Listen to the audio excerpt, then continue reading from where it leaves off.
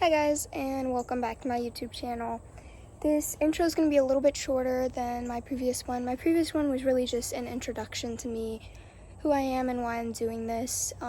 Getting out here was a pretty wild trek.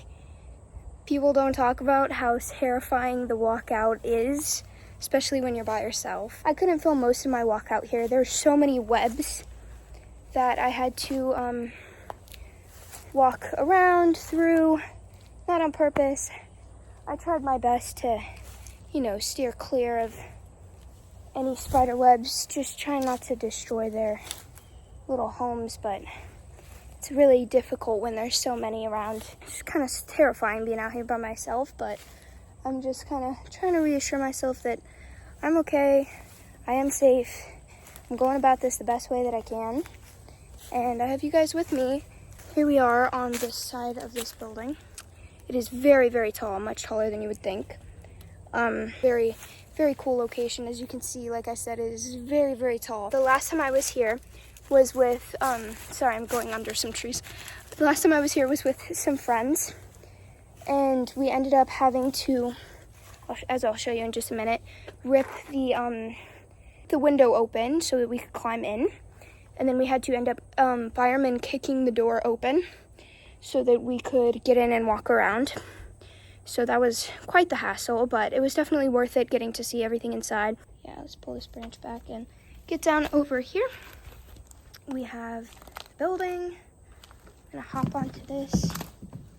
Can't see too much in there. It is very, very dark inside, but oh, there we go. On my camera, it shows up a lot more. Here, I'm gonna go ahead and open up the door. Up here we have some trees. I do want to take a minute to just appreciate this structure. It is so beautifully built.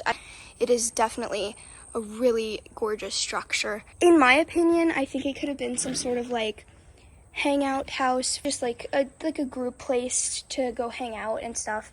And I'm gonna go ahead and step over this.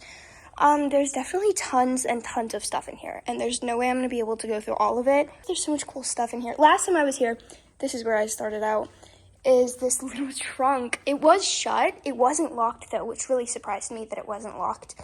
But I find the trunk so cool. But look at this little teddy bear. Isn't he so cute? I don't know what this is called or like what kind of TV it would be, but this is definitely a very old TV. We do have a ton of insulation here, so I do know we are not supposed to be touching the insulation. It is got little fiberglasses in it, and it will make you super itchy. I don't know what's up on top, but it looks kind of interesting too. It kind of almost looks like it opens. I don't know if I should step over this. Maybe. I'm gonna try. No, I don't think so. You know what? There's a little logo down here. What does that say? I think it might be an old speaker. I've never seen one made of wood though. I'm not entirely sure about that. Gas tank. Here's some like lights and stuff. That was not, I don't know if that was here or not. Look up here, this is beautiful. This big window in the front. Here's the light. This is kind of my favorite part of the whole place. It is hooked up.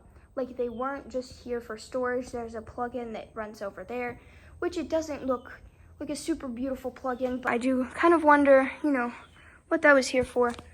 There's only one bulb in it. I haven't actually tried out the electricity. I would be very surprised if it works. I don't see a light switch. I just see a plug-in, so I'm not too sure about that. Over here, we've got some books and stuff. If I do see anything with anybody's name on it, I will blur it or I will cut it. Let's see in here. Got some papers. This is what I was talking about with the like Christian books.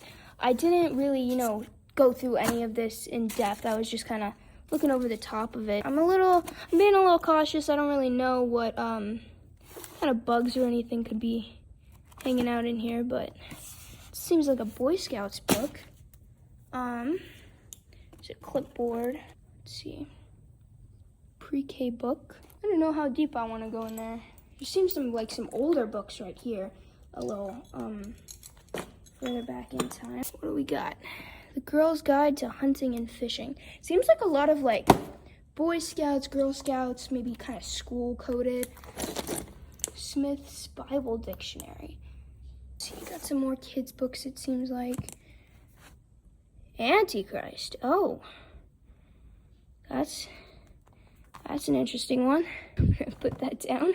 I just wanted to jump in here and say that after further research, I did learn that this book is a philosophical work. It's a critique of Christians and their moral values, arguing that they undermine the human potential. Considered his most controversial work, and I read that the original work was published in 1895, but this work was put out in like the 1950s or something, possibly the 1960s. It just gives us kind of a time frame of where these books are from. Everyone worth knowing. These are some, like, they're not horrible shape for having been in this building, but to be fair, this building is covered pretty well, so I can understand. It's a kind of crazy cover. Let's come on over here. I am definitely gonna be tracking home a lot of glass with me. Seems like some chair parts. Don't know what that is about. Like, just like some jangled up metal. I hear the birds outside and they're freaking me out. Okay, let's see. This is what on earth? So like the electronic Walmart chairs, but like older. I don't know what that is. I'm not fixing to go over there. That looks a little sketchy in that side, but it seems a little interesting. Oh, there's a DVD.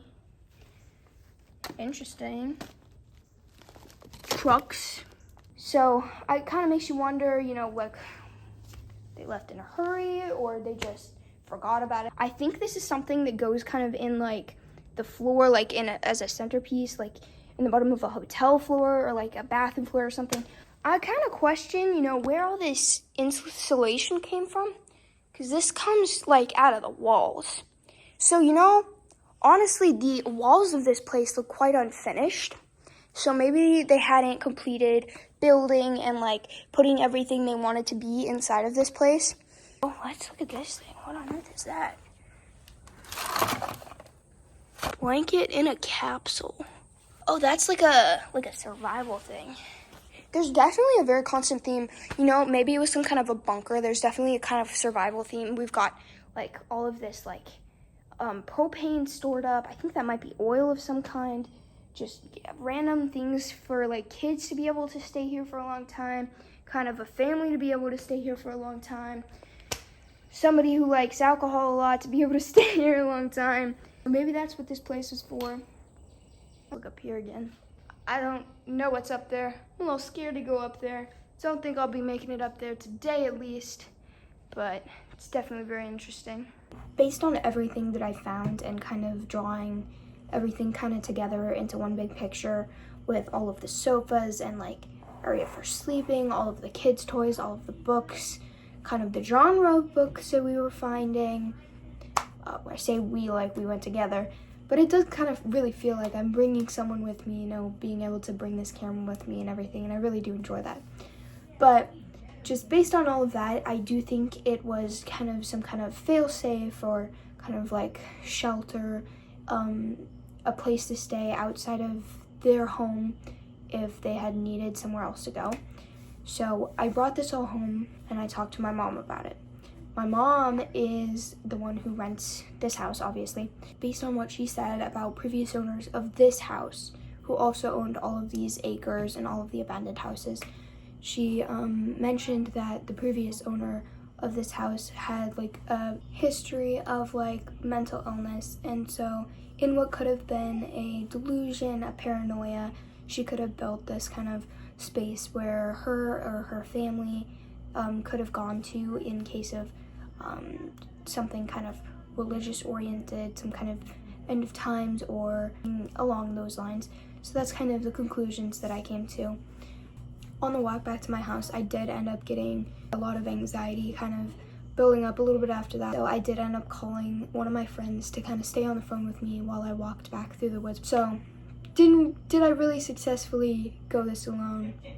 That's kind of up to you guys to decide. Thank you guys for watching. Please give me your feedback and hope you have a good night.